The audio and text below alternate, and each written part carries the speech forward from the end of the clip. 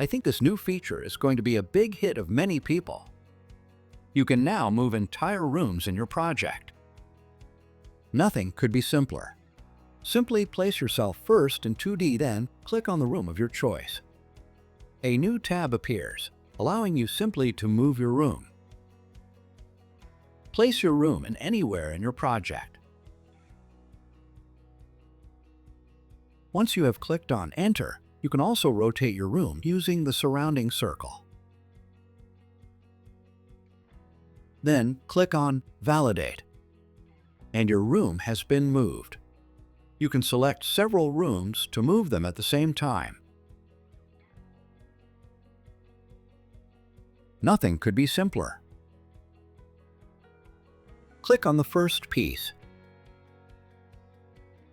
Hold down the dark Control or Command keys on your keyboard.